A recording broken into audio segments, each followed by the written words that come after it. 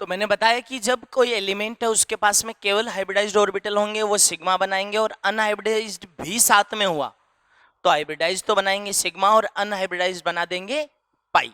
जरा देखिए कार्बन के पास में क्या है, थोड़ा सा देखें अपन कार्बन। और कार्बन को मैं सीधा ही क्या करता हूं, इन एक्साइटेड स्टेट दिखाता हूं। एक्साइटेड स्टेट, ठीक है ना। ग्राउंड स्टेट की बजाय एक इलेक्ट्रॉन यहां से 2s से उठा के कहां पे ले जाता हूं, 2p में ले जाता हूं। तो अब बताइए ये कार्बन की एक्साइटेड स्टेट होगी। अब बहुत ध्यान से सुनना, मान लीजिए यहां पे sp3 हाइब्रिडाइजेशन है। कौन सा हाइब्रिडाइजेशन है जी, sp3 हाइब्रिडाइजेशन है, तो एक s और 3p सारे के सारे पार्टिसिपेट करेंगे। अरे सारे के सारे मौजूद होंगे, पार्टिसिपेट करेंगे, ठीक है। इससे कौन सा हाइब्रिडाइजेशन आया जी, सबसे पहले तो एक s और तीनों p ने पार्टिसिपेट किया तो ये sp3 हाइब्रिडाइजेशन हुआ। अब मैं आपसे पूछना चाह रहा हूं कि यहां पे हाइब्रिडाइज्ड ऑर्बिटल तो कितने हैं और अनहाइब्रिडाइज्ड ऑर्बिटल कितने हैं। तो तुम कहोगे सर एक s और 3p तीनों सब ने पार्टिसिपेट कर लिया तो हाइब्रिडाइज्ड ऑर्बिटल कितने बने, 4। अनहाइब्रिडाइज्ड कितने बने या रिमेनिंग कितने रहे, 0। अरे कोई बचा ही नहीं तो अनहाइब्रिडाइज्ड 0।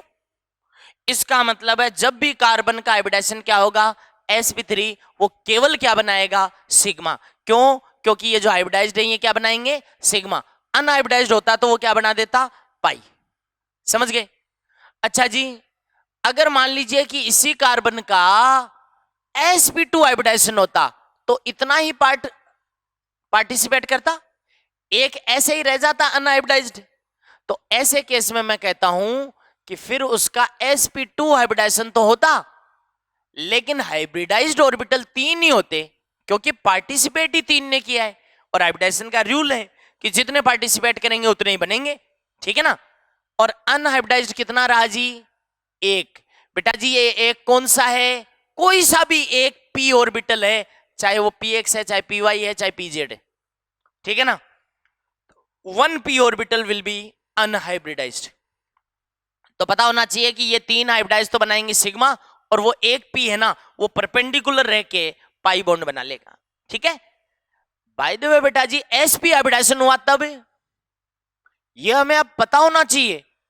जैसे ही मैं कहूंगा sp2 हाइब्रिडाइजेशन है कार्बन का तो तुम्हें पता चल गया कि यार 3 सिग्मा बनाएगा और एक पाई बनाएगा।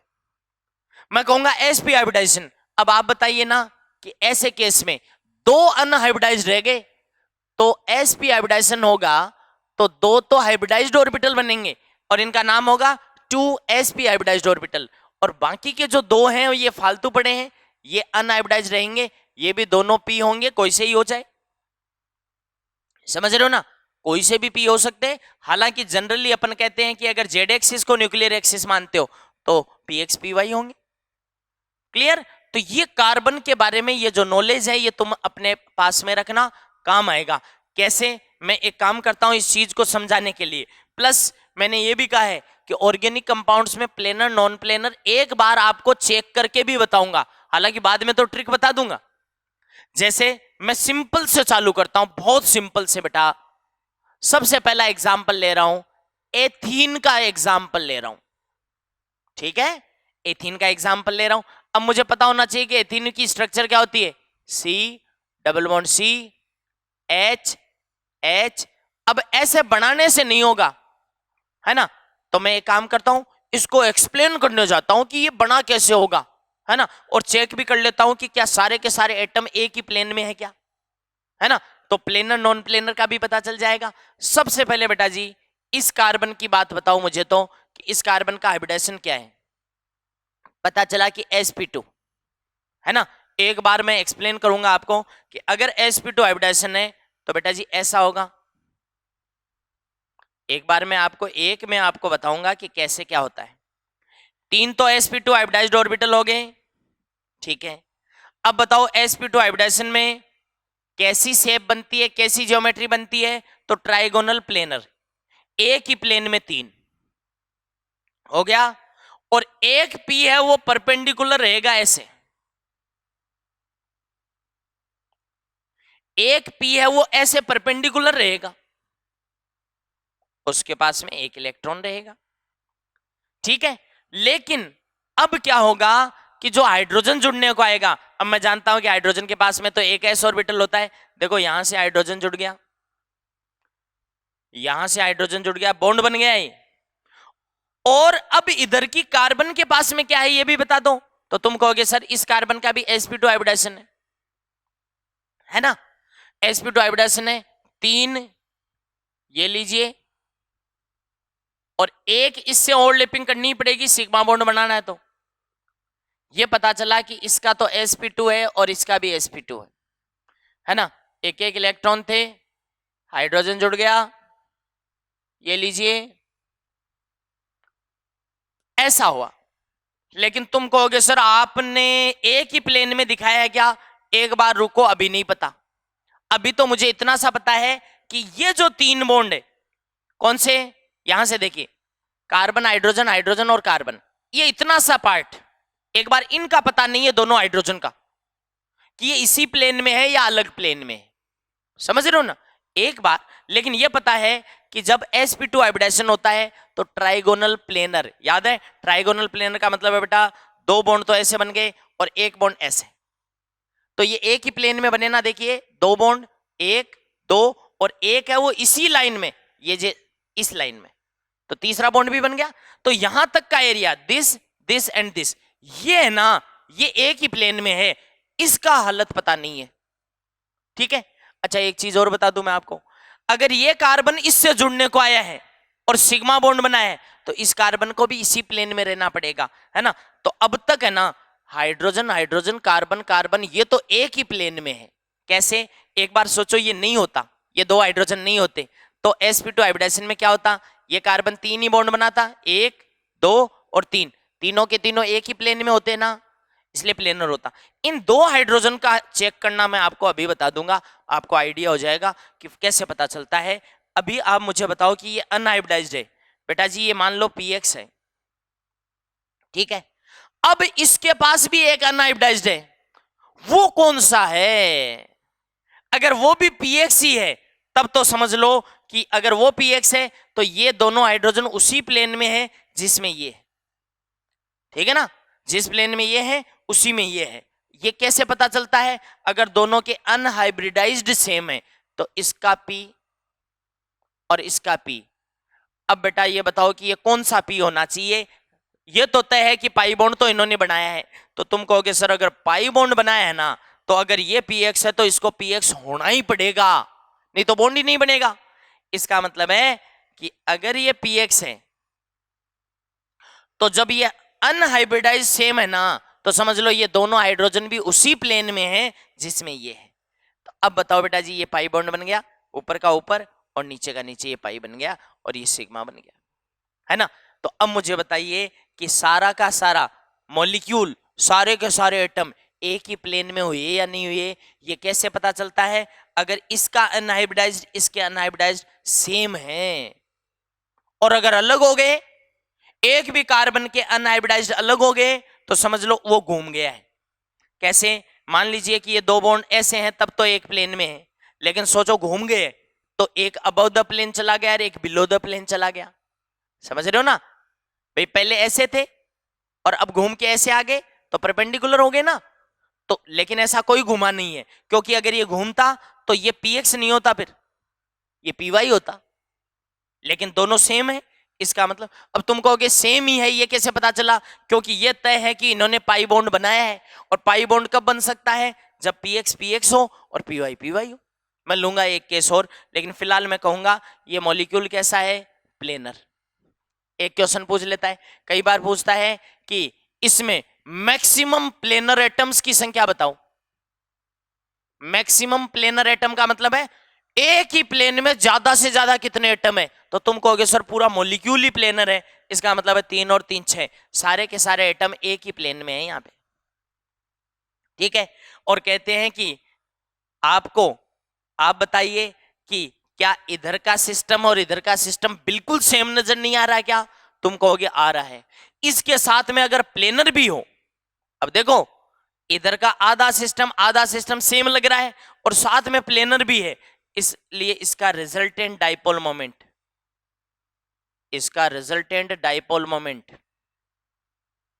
जिसको म्यू से लिखते थे वो क्या आएगा, 0।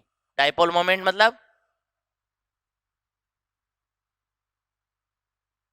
ठीक है, डाइपोल मोमेंट रिजल्टेंट क्या आएगा, 0 आ जाएगा। ठीक है, ऐसी बात मैंने आपको चेक करना बताया। अब ये तो था एथीन, लेकिन एक चीज मुझे बताओ, मैंने कभी पाई बॉन्ड बताया था कि जब पाई बॉन्ड बनता है तो ये इंटरन्यूक्लियर एक्सिस के ऊपर इलेक्ट्रॉन डेंसिटी होती थी और नीचे इलेक्ट्रॉन डेंसिटी होती थी, याद आया? और ये बीच में इस जगह नोडल प्लेन बन गया था।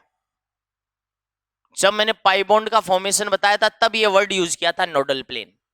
नोडल प्लेन का मतलब है कि इन दोनों के बीच में ऊपर इलेक्ट्रॉन डेंसिटी है, नीचे है, लेकिन यहां पे नहीं है, मिनिमम इलेक्ट्रॉन डेंसिटी है, इसको नोडल प्लेन कहा था। अब एक क्वेश्चन पूछा जाता है कि नोडल प्लेन यहां कहां है? भैया यहां पे इस प्लेन पर है। ये पाई बॉन्ड कहां बना? ऊपर बन गया प्लेन के, और नीचे ऊपर इलेक्ट्रॉन डेंसिटी है, नीचे इलेक्ट्रॉन डेंसिटी है। बेटा जी ऐसे समझिए कि यहां पे इलेक्ट्रॉन डेंसिटी है ऊपर, यहां पे इलेक्ट्रॉन डेंसिटी है, लेकिन बीच में नहीं है। बीच में नहीं है तो मेरी हथेली को, इसको देखिए, इस हथेली को, यहां पे नोडल प्लेन बन गया। ठीक है, अब ध्यान से सुनना, इस प्लेन में नोडल प्लेन बना और ये मॉलिक्यूल भी कहां है? ये भी उसी प्लेन में है। कैसे? Carbon carbon carbon carbon hydrogen, ये ऐसे पड़े, एक ही प्लेन में ये पड़े। और क्योंकि ऊपर नीचे इलेक्ट्रॉन डेंसिटी है तो इसी प्लेन पर नोडल प्लेन बनेगा। तो एक क्वेश्चन पूछा जाता है कि एथीन में पाई बॉन्ड का नोडल प्लेन कहां बनता है? तो तुम कह देना उस प्लेन पर नोडल प्लेन बनता है जिस प्लेन में पूरा का पूरा मॉलिक्यूल रहता है। पूरा का पूरा मॉलिक्यूल जहां रहता है उसी प्लेन में नोडल प्लेन बनता है। तो उसको एक वर्ड में बोले तो मॉलिक्यूलर प्लेन, आणविक तल, यानी मॉलिक्यूलर प्लेन में बनता है। एथीन का नोडल प्लेन कहां बनता है? मॉलिक्यूलर प्लेन में बनता है। ठीक है, तो हो गया साहब। इसके बाद में ये प्लेनर नॉन प्लेनर चेक करने के लिए मैंने कहा कि अनहाइब्रिडाइज्ड मैच हो जाते हैं। सब कार्बन एटम्स के अनहाइब्रिडाइज्ड अगर सेम है तो वो क्या कहलाता है? प्लेनर। अब एक अगला एग्जांपल लूंगा तब थोड़ा और क्लियर हो जाएगा। जरा देखिए, अपन इसमें नेक्स्ट एग्जांपल अगर लेने जाएं, एथीन के बाद में मैं एक एलीन नाम का सिस्टम यूज कर रहा हूं जिसको इंपॉर्टेंट मानते हैं, एग्जाम में भी क्वेश्चन आए वहां से। एलीन, ऐसे भी आपको एलीन में पूछ लेगा कि 3 कार्बन एटम है, उन तीनों का हाइब्रिडाइजेशन बताओ, है ना? तो जरा देखो, नेक्स्ट एग्जांपल है एलीन। स्ट्रक्चर होती है CH2 double bond C double bond CH2।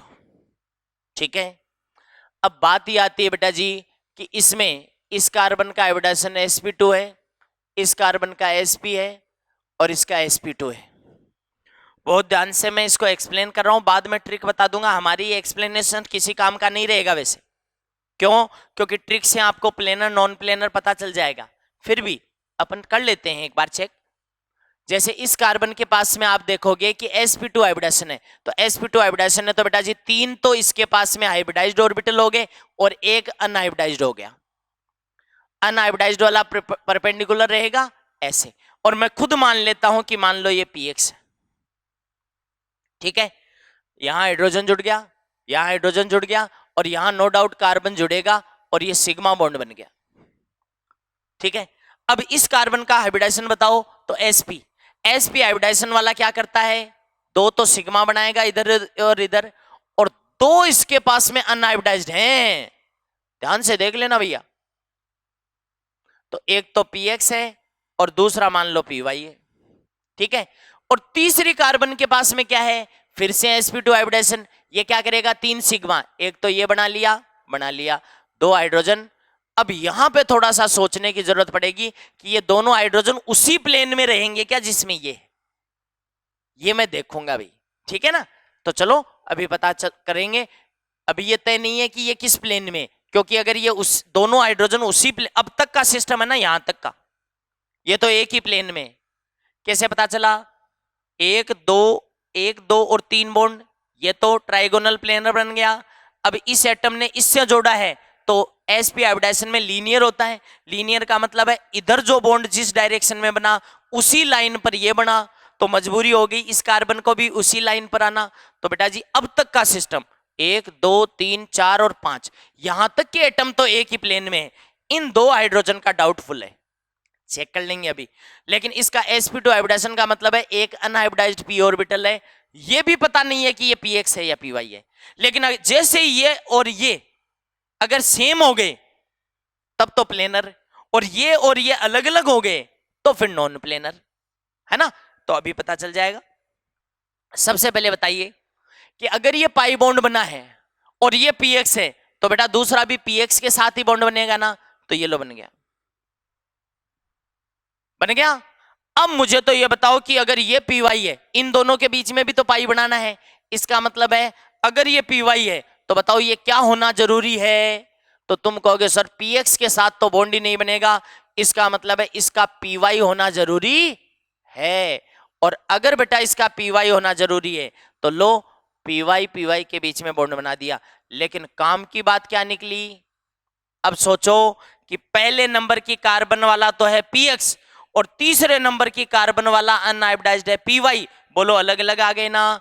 इसका मतलब है ये कार्बन घूम चुका है। इसने ये बॉन्ड तो नहीं घुमाया, लेकिन जो 2 हाइड्रोजन थे ना वो इस तरह से सोच रहे थे अपन, बल्कि अब घूम के ऐसे आ गए। तो ये 2 हाइड्रोजन है ना बेटा जी, ये अलग प्लेन में चले गए, है ना। ये कैसे पता चला? क्योंकि ये अनहाइब्रिडाइज्ड अगर px है और ये py है, इसका मतलब है ये कार्बन उस प्लेन में बॉन्ड नहीं बना रहा है जिस प्लेन में ये है। एक तो मैंने कहा ना दोबारा, 2 हाइड्रोजन ऐसे नहीं है, ये 2 हाइड्रोजन तो ऐसे हैं, लेकिन इधर वाले कार्बन को घूमना पड़ा तो ये हाइड्रोजन अपने आप ऐसे चले गए, एक ऊपर चला गया एक नीचे। तो इसको ऐसे शो करूंगा, एक हाइड्रोजन ऐसे हो गया और एक हाइड्रोजन ऐसे। तो अब बताइए कि एथीन में एलीन में क्या सारे के सारे एटम एक ही प्लेन में है ना, इसलिए ये नॉन प्लेनर बन गया बेटा जी, नॉन प्लेनर बन गया। ठीक है। अच्छा कोई कहे कि यहां पे मैक्सिमम प्लेनर एटम कितने, ज्यादा से ज्यादा प्लेनर एटम एक ही प्लेन में कितने एटम है? तो इन 2 हाइड्रोजन के अलावा बाकी 1 2 3 4 5 5 एटम एक ही प्लेन में, ठीक है ना। तो इस तरह से प्लेनर नॉन प्लेनर को चेक करना तो मैंने बता दिया, लेकिन ये केवल और केवल फॉर्मेलिटी है। अब एक फंडा बताता हूं आपको। अच्छा फंडा बताने से पहले एक चीज और सुन लो। कई बार जैसे एलीन है, अब ये एलीन तो ऑर्गेनिक का है, तुम कहोगे सर ऑर्गेनिक वाले हमें क्यों बताए, इनऑर्गेनिक में अपने को क्या जरूरत थी? कोई जरूरत नहीं है। लेकिन फिर भी बेटा जी ये अभी अभी तुमने पढ़ा एलीन, अब अगला क्या करेगा? मान लो यहां पे फ्लोरीन जोड़ देगा, है ना, CF2 कर देगा, तो ऐसी कंडीशन में मेरे को बताना पड़ेगा ना। तो आप देखना कि हाइड्रोजन को हटा के फ्लोरीन आ गया तो भी अपने तो वही बात है, हाइब्रिडाइजेशन बता देना, sp2 sp कुछ फर्क नहीं है। और ये कैसा होगा? नॉन प्लेनर होगा। और नॉन प्लेनर होने से इसका जो रिजल्टेंट डाइपोल मोमेंट है, रिजल्टेंट डाइपोल मोमेंट परिणामी द्विध्रुव आघूर्ण, रिजल्टेंट डाइपोल मोमेंट है वो 0 नहीं होगा बेटा। अपने को तो लग रहा है ना कि यार इधर का सेम ही है तो एक दूसरे को कैंसिल कर देंगे ना, हालांकि ये डाइपोल मोमेंट डिटेल में पॉइंट आएगा। इसलिए कोई बच्चा सोचे कि सर अभी तो मेरे को चेक करना ही नहीं आया, तो मैं तो पहले ही एक भूमिका बना रहा हूं पहले से। वैसे डाइपोल मोमेंट पर अभी कंसंट्रेट होने की जरूरत नहीं है, ये अलग से पूरा का पूरा पॉइंट है, ठीक है। अभी केवल हाइब्रिडाइजेशन से रिलेटेड बात कर रहे हैं, प्लेनर नॉन प्लेनर की बात कर रहे हैं। ओके बेटा जी। अब एक ट्रिक देखो, ऑर्गेनिक कंपाउंड्स के लिए ट्रिक है, इनऑर्गेनिक वालों को तो चेक करना बहुत इजी है। अभी बताया था ना, हाइब्रिडाइजेशन ही बताएगा, हाइब्रिडाइजेशन से ही पता चल जाएगा कि प्लेनर है कि नॉन प्लेनर है। फिलहाल ऑर्गेनिक में एक ट्रिक है, क्या कि continue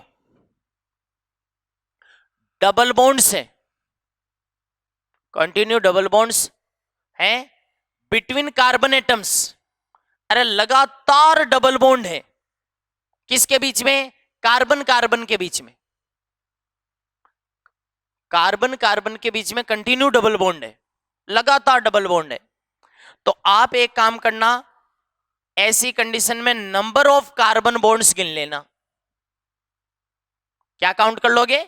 number of carbon bonds count कर लेना। अब नंबर ऑफ कार्बन बॉन्ड्स हैं, वो हो सकता है कि ऑड नंबर में हो और हो सकता है इवन नंबर में हो, ठीक है ना। अगर ऑड नंबर में है तो उस मॉलिक्यूल को प्लेनर बता देना, इवन नंबर में हो तो नॉन प्लेनर बता देना। कैसे? अभी देखो examples, CH2 double bond CH2,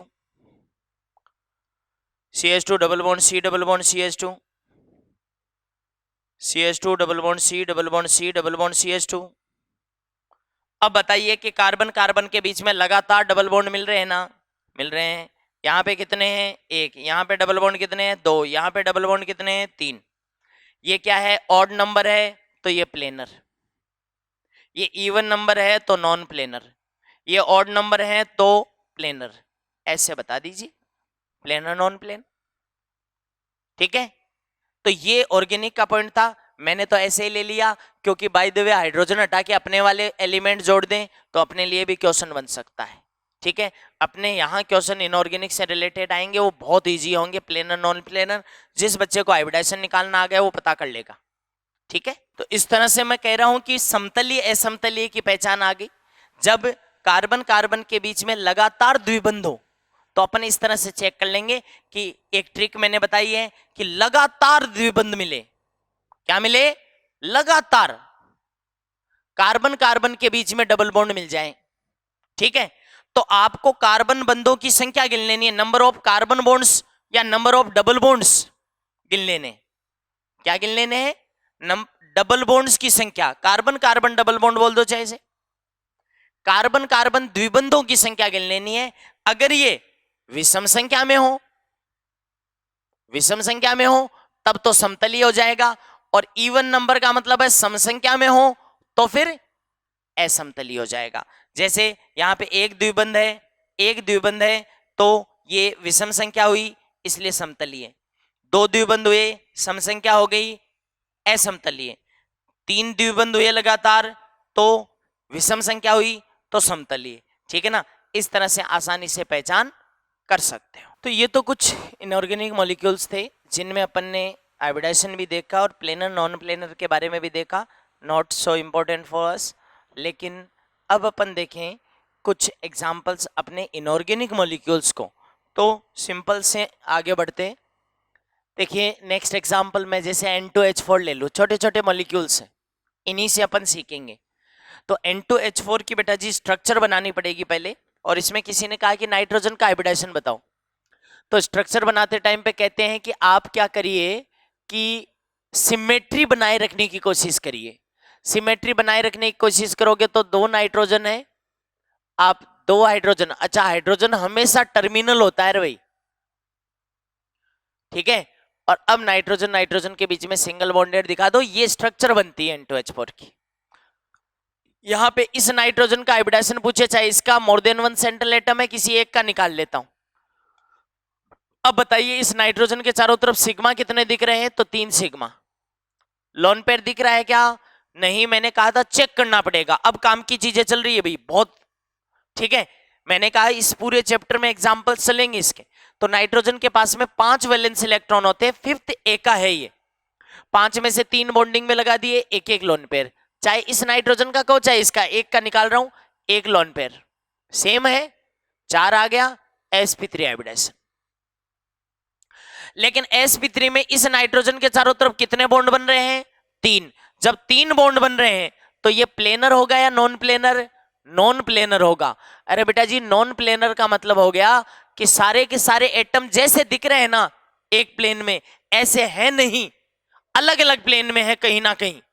तो अलग अलग प्लेन में होने के कारण से इसका जो रिजल्टेंट डाइपोल मोमेंट है, मैंने कहा है कि डाइपोल मोमेंट अलग से पॉइंट आएगा, बार बार बोल रहा हूं, फिर भी यहां पे लिखूंगा नॉट इक्वल टू जीरो होगा, मतलब जीरो नहीं हो पाएगा। हाँ, ये सारा का सारा एक ही प्लेन में होता ना, तब तो ये और ये एक दूसरे को रिजेक्ट कर देते, लेकिन एक प्लेन में नहीं है तो सारे बॉन्ड एक दूसरे को रिजेक्ट नहीं करेंगे, कैंसिल नहीं करेंगे, तो रिजल्टेंट डाइपोल मोमेंट जीरो नहीं आएगा। ठीक है, ओके। अगला एग्जांपल लें, H2O2। बेटा जी H2O2 की बात करें, इसकी स्ट्रक्चर ऐसी होती है, अभी बताया भी था, हाफ ओपन बुक स्ट्रक्चर, एक से ज्यादा सेंट्रल एटम है, ये भी ऑक्सीजन है, ये भी है, किसी एक का हाइब्रिडाइजेशन निकाल लेता हूं।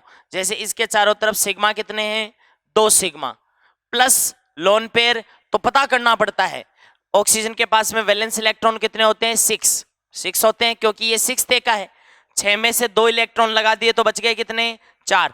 मतलब बेटा जी यहाँ पे 2 लोन पेयर है, 2 लोन पेयर है यहाँ पे, है ना, तो 2 लोन पेयर हो गए।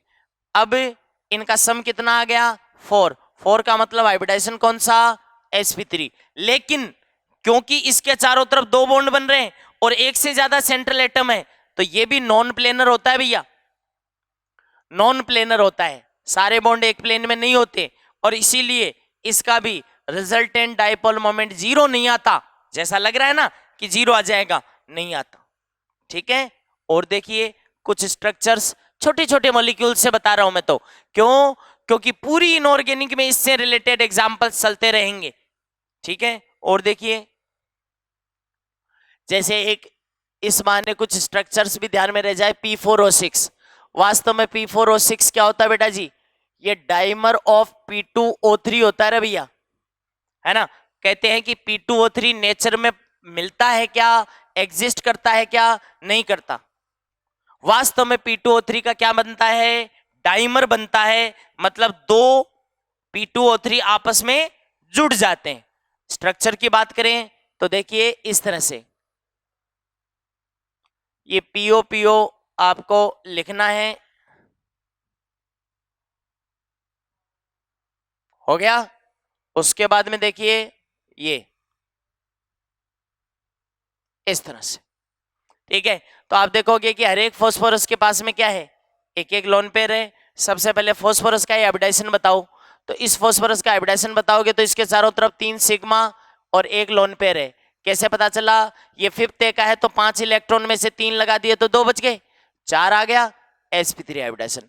ठीक है, इस ऑक्सीजन का हाइब्रिडाइजेशन पूछे तो ये लो, 2 sigma 2 lone pair equal to 4, वही sp3। ठीक है, तो एक से ज्यादा सेंट्रल एटम हो तो बहुत इजी है स्ट्रक्चर बनाने के बाद। अच्छा बेटा, P4O10 की बात करने लग जाए कोई, तो ये P4O10 की अगर अपन बात करें तो 10 का मतलब हो गया ये किसका डाइमर है, P2O5 का। और यहां छोटा सा चेंज आ जाता है कि हर फास्फोरस के चारों तरफ मतलब एक डबल बॉन्डेड ऑक्सीजन और कनेक्ट कर दो, ये लो। ठीक है ना, ये लीजिए सर। अब आप देखोगे कि इस फास्फोरस के चारों तरफ कितने सिग्मा हो गए, 4, और लोन पेयर कितना हो गया, 0। Still the hybridization is sp3। ठीक है, और ऑक्सीजन का वही है। इस बहाने अपने को स्ट्रक्चर याद हो जाए, क्योंकि इसमें सिग्मा और पाई बॉन्ड की नंबर पूछ लेता है। ठीक है बेटा जी, और आगे बढ़िए। अगले मॉलिक्यूल की बात करूं मैं तो देखिएगा, एक आता है व्हाइट फास्फोरस, तुमने सुना होगा व्हाइट फास्फोरस। व्हाइट फास्फोरस होता है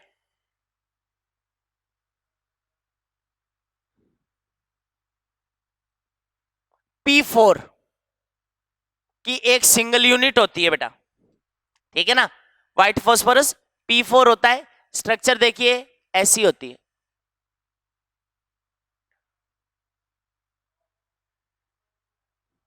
ऐसी। अब हर फास्फोरस का हाइब्रिडाइजेशन निकालो, लेकिन फास्फोरस पर लोन पेयर और बता दो, तो 5th का है 3 इलेक्ट्रॉन लगा दिए, एक एक लोन पेयर हर एक फास्फोरस के पास में रहेगा। इसलिए बेटा जी 3 तो सिग्मा इसके अराउंड और एक लोन पेयर है इक्वल टू 4। हाइब्रिडाइजेशन कौन सा जी, sp3। नेक्स्ट एग्जांपल की अगर अपन बात करें तो सल्फर, और सल्फर की भी कौन सी फॉर्म, S8। सल्फर का कौन सा फॉर्म लिख रहा हूं, S8। इसकी शेप को कहते हैं क्राउन शेप्ड। क्राउन शेप्ड, अरे राजा महाराजा पहनते हैं ना क्राउन, क्राउन शेप्ड होता है। और क्राउन शेप्ड को अगर बनाना चाहो तो इस तरह से,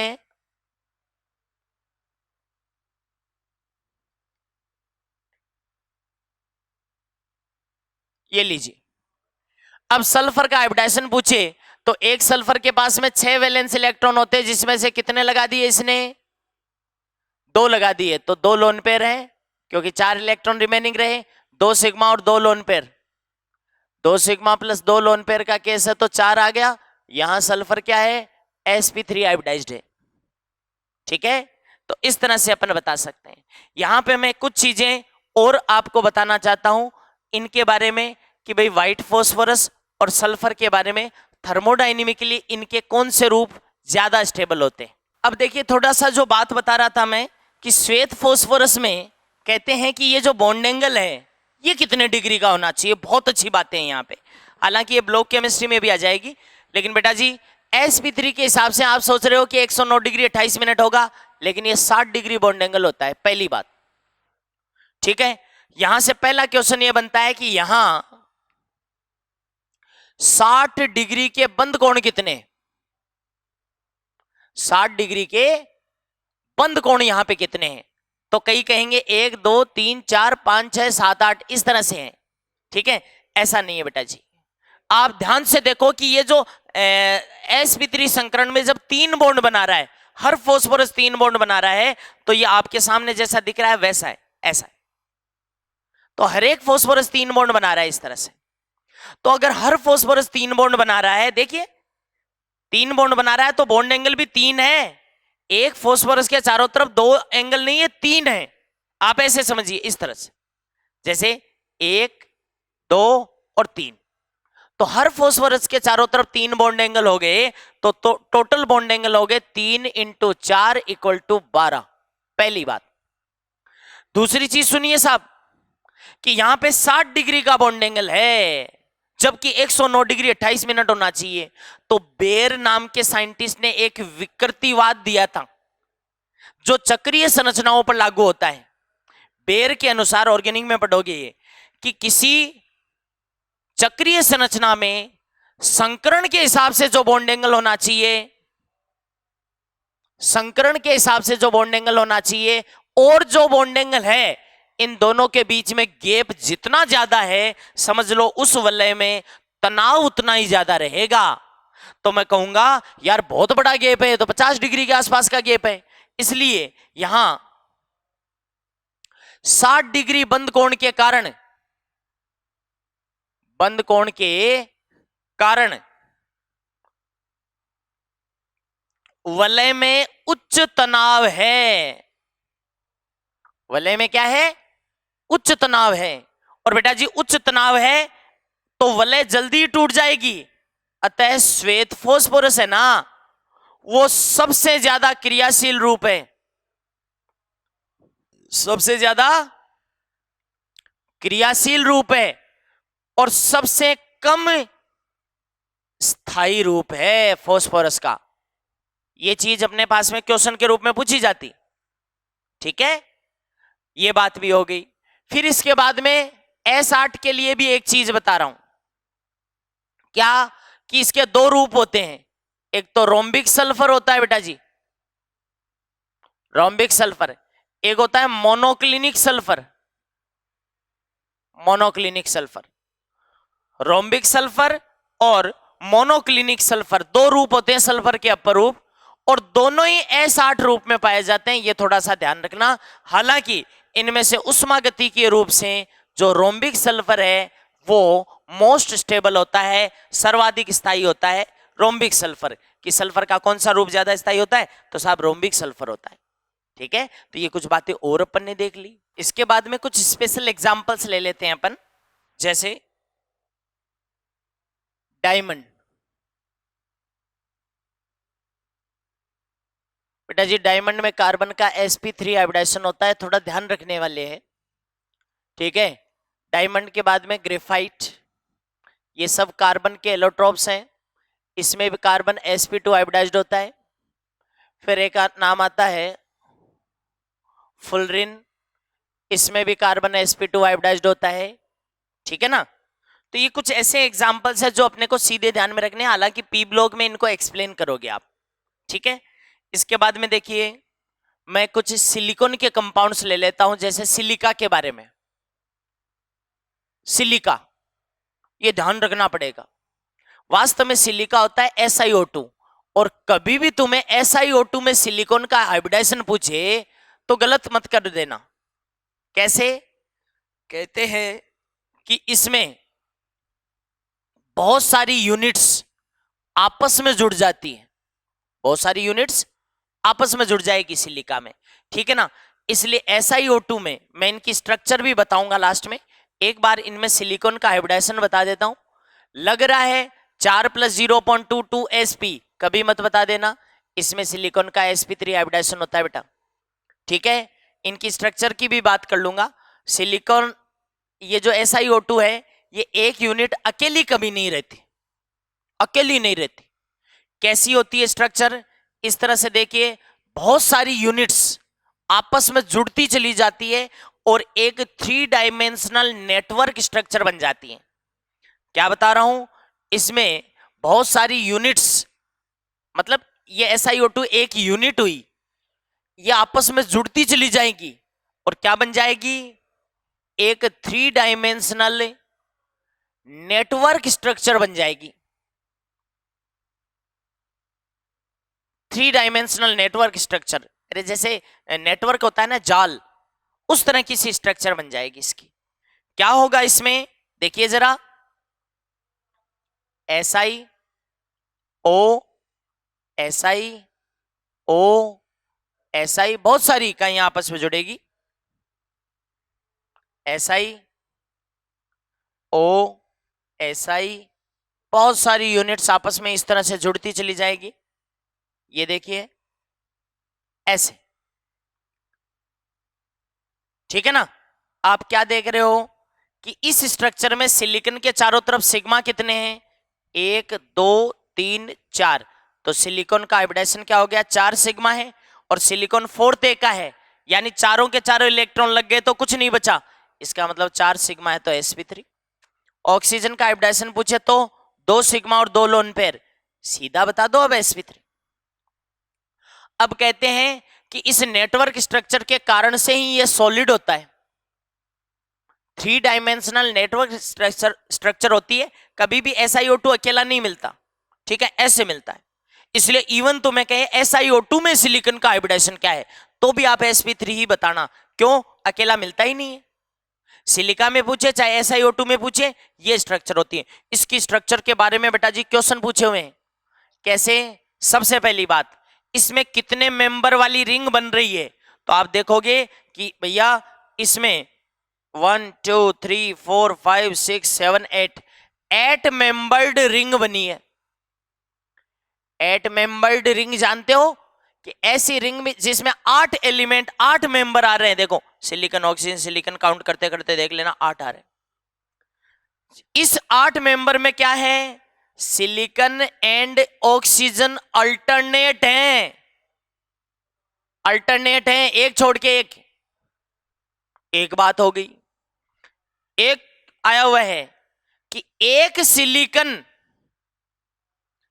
सिलिकॉन है, वो कितने ऑक्सीजन से कनेक्टेड है? 1 silicon connected with 4 oxygen, 4 oxygen से कनेक्टेड है एक सिलिकॉन, चारों तरफ, समझ रहे हो ना, चारों तरफ ऑक्सीजन है एक एक करके। और किस शेप में? टेट्राहेड्रल शेप में। अरे sp3 हाइब्रिडाइजेशन है तो टेट्राहेड्रल ही होगा, समझ रहे हो मेरी बात? टेट्राहेड्रल शेप में है। जबकि आगे की चीज, 1 ऑक्सीजन कनेक्टेड विद 2 सिलिकॉन। ये भी देख लो कि एक ऑक्सीजन है वो 2 ही सिलिकॉन से जुड़ा हुआ है। तो ये भी स्टेटमेंट आया हुआ है कि एक सिलिकॉन 4 ऑक्सीजन एटम से जुड़ा हुआ है इसमें, और एक ऑक्सीजन 2 सिलिकॉन से कनेक्टेड रहता है, 8 मेंबर्ड रिंग होती है, 3 डायमेंशनल नेटवर्क स्ट्रक्चर होती है, उसी के कारण से ये सॉलिड है। ओके, तो ये बात आ गई। इसके बाद में बेटा जी एक और चीज बताता हूं। सिलिका के बाद में इसी से मिलती जुलती एक स्ट्रक्चर है सिलिकॉन कार्बाइड। सिलिकॉन कार्बाइड या इसको कहते हैं कार्बोरंडम, SiC। सिंपल फॉर्मूला तो SiC है। अब बताना चाहता हूं कि SiC में भी क्या होता है, एक सिंगल यूनिट तो SiC है, लेकिन ऐसे नहीं रहता। मैं कहूंगा कि इसमें भी SiC की बहुत सारी यूनिट्स आपस में मिलकर क्या बना देगी, 3 डायमेंशनल नेटवर्क स्ट्रक्चर बना देगी। क्या बना देगी, 3 डायमेंशनल नेटवर्क स्ट्रक्चर बना देगी। और बेटा जी 3 डायमेंशनल नेटवर्क स्ट्रक्चर कैसी बनेगी, ये आपको गौर करके देखना है। SiC इस तरह से, Si है ना, SiC इस तरह से, समझ रहे हो? ये लो जी। अब आप चाहे सिलिकॉन का हाइब्रिडाइजेशन देख लो, इसके अंदर 4 सिग्मा है सिलिकॉन के चारों तरफ भी, तो sp3, और इसमें कार्बन का पूछे तो भी sp3। और देखिए ये 3 डायमेंशनल नेटवर्क स्ट्रक्चर में बहुत सारी यूनिट्स इतनी पास पास आ गई कि ये बहुत हार्ड बन जाता है, वेरी हार्ड सॉलिड। सॉलिड तो है ही है, लेकिन बहुत ही हार्ड सॉलिड बनता है इसका। ठीक है, तो ये सिलिकॉन कार्बाइड के बारे में हो गया। इसके बाद में देखिए साहब एक और चीज, ये आगे आ जाएंगे वैसे तो सिलिकॉन्स बेटा जी R2SiO, ये इसकी यूनिट होती है सिलिकॉन्स की, R2SiO। और R2SiO में देखिए इस तरह से बहुत सारी यूनिट्स आपस में जुड़ती चली जाती है। 2 एल्काइल ग्रुप है, ये ऑक्सीजन, और जोड़ दो OSi R, और इस तरह से जुड़ती चली जाएगी। तो इसमें भी सिलिकॉन का हाइब्रिडेशन क्या होता है, sp3 होता है। एक फंडा बन गया कि सिलिकॉन के कंपाउंड्स में सिलिकॉन का हाइब्रिडेशन क्या मिल रहा है अपने को, sp3 मिल रहा है। एक और इसका नाम आएगा, ये सब पी ब्लॉक की चीजें हैं वैसे तो, लेकिन अपन थोड़ा थोड़ा करके कुछ बातें यहां पे कर रहे हैं। सिलिकेट्स देख लो। अब पूछते हैं कि सिलिकेट्स की स्ट्रक्चरल यूनिट क्या होती है। यूनिट, स्ट्रक्चरल यूनिट का मतलब है जिसके बार बार रिपीटेशन से पूरी बड़ी क्रिस्टल स्ट्रक्चर बन जाए, है ना। तो सिलिकेट्स की यूनिट जो होती है, ये ध्यान रखना, स्ट्रक्चरल यूनिट होती है SiO4 4-, देख लो। और इसमें सीधा हाइब्रिडेशन भी निकाल सकते हो 4 और 4 8 से।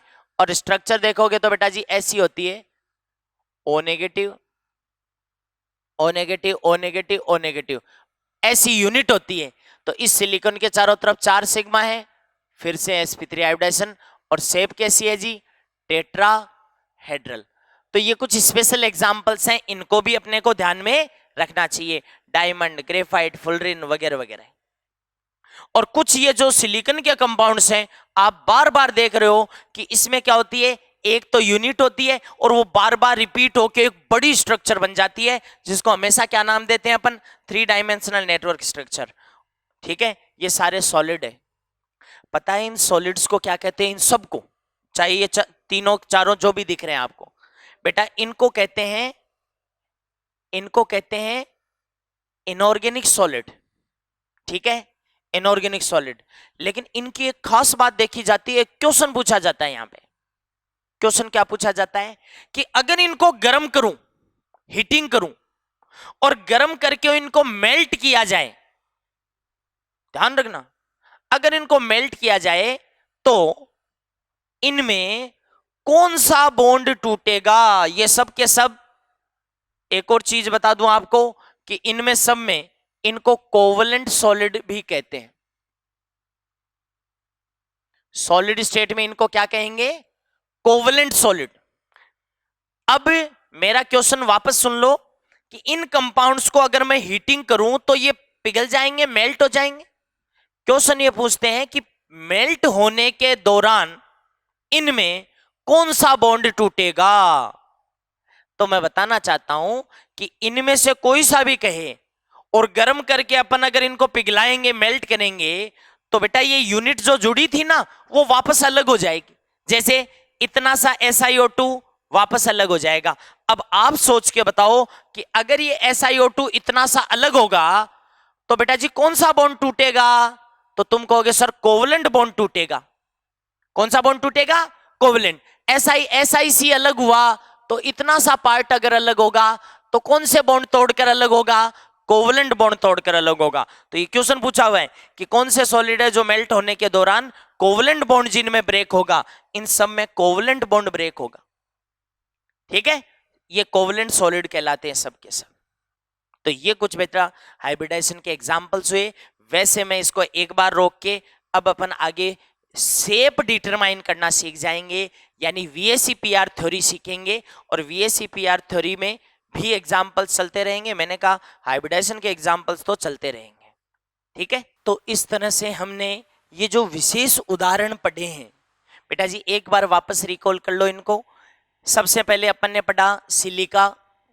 सिलिका में मैंने कहा कि कभी भी ये सिलिका अकेली नहीं होती, बल्कि मतलब अकेली इकाई नहीं रहती। हालांकि इसकी इकाई तो SiO2 है, पहले से ही मैं बता रहा हूं कि इसमें sp3 संकरण होता है सिलिकॉन का, और एक त्रिविमीय जालक संरचना बना देती है। लिख लेना कि ये इकाई त्रिविम में बार बार पुनरावृत्ति करके एक त्रिविमीय जालक संरचना बना लेती है, बड़ी वृहद संरचना। कई बार ये शब्द भी मिलता है, वृहद, जाइंट, बड़ी स्ट्रक्चर बना लेता है, और इसी कारण से ये ठोस है भैया। कई बार क्वेश्चन पूछता है कि CO2 तो गैस है और SiO2 ठोस, उसका यही कारण है, और ये इसकी स्ट्रक्चर है। इस स्ट्रक्चर की खास बात क्या है? 8 सदस्यीय वलय बनती है इसमें। ठीक है, कितने सदस्यीय वलय? 8 सदस्यीय वलय, जिसमें सिलिकॉन और ऑक्सीजन एकांतर क्रम में होते हैं बेटा जी। ठीक है, अच्छा आप देखोगे कि एक सिलिकॉन है वो चतुष्फलकीय रूप से 4 ऑक्सीजन से जुड़ा हुआ है। एक सिलिकॉन चतुष्फलकीय रूप से 4 ऑक्सीजन से, और एक ऑक्सीजन 2 सिलिकॉन से जुड़ा होता है। ये क्वेश्चन पूछा गया है। सेम है सिलिकॉन कार्बाइड, जिसको कार्बोरंडम कहते हैं, SiC फॉर्मूला है। ये की ये बात है कि इसकी इकाई तो क्या है? SiC, लेकिन बार बार पुनरावृत्ति करती है और वही त्रिविमीय जालक संरचना बना देती है इस तरह की, जहां कार्बन और सिलिकॉन दोनों sp3 संकरण है, और इतने क्लोज होती है इकाइयां, बहुत क्लोज हो जाती है, बहुत ठोस है, वेरी हार्ड सॉलिड, यानी अति कठोर ठोस है ये। ठीक है, फिर है सिलिकॉन और सिलिकेट। बेटा सिलिकॉन की इकाई ध्यान में रखना, वैसे तो सिलिकॉन के कई टाइप बताऊंगा मैं P ब्लॉक में, लेकिन इसकी मुख्य इकाई R2SiO है। देखो R2SiO, R2SiO, तो इसमें भी सिलिकॉन sp3 संकरित है। फिर सिलिकेट्स की बात करें तो SiO4 4- इसकी संरचनात्मक इकाई पूछते हैं कि सिलिकेट की संरचनात्मक इकाई ये होती है। इकाई मतलब छोटी से छोटी इकाई जो बार बार रिपीट होकर पूरा जालक बनाती है। तो ये इसकी स्ट्रक्चर हो गई, चतुष्फलकीय आकृति होगी। ये सारे के सारे जो ठोस हैं ये बेटा सह संयोजक ठोस कहलाते हैं। मैंने बताया क्या? कोवलेंट सॉलिड, सह संयोजक ठोस कहलाते हैं। और एक क्वेश्चन बताया कि इनमें से किसी को भी अगर मैं गर्म करके पिघलाऊंगा तो कौन से टाइप के बॉन्ड टूटेंगे? तो मैं कहूंगा सह संयोजक बंध टूटेंगे। आमतौर पर सह संयोजक बंध नहीं टूटते पिघलने के दौरान। जैसे बर्फ पिघलती है तो सह संयोजक बंध नहीं टूटता, H2O अलग होते हैं तो हाइड्रोजन बॉन्ड टूटता है, समझ रहे हो ना। लेकिन इनके पिघलने के दौरान कौन सा बॉन्ड टूटता है? सह संयोजक। तो ये मैंने आपको बताया। ये अपन संकरण के बहुत सारे एग्जाम्पल्स चलते रहेंगे, लेकिन अब अपन नेक्स्ट पॉइंट में चले जाएंगे VSEPR थ्योरी। और उस VSEPR थ्योरी के द्वारा हम क्या सीखेंगे? आकृति निर्धारित करना। ठीक है, एक इंपॉर्टेंट पॉइंट होता है, तो ये अपन देखेंगे नेक्स्ट क्लास में।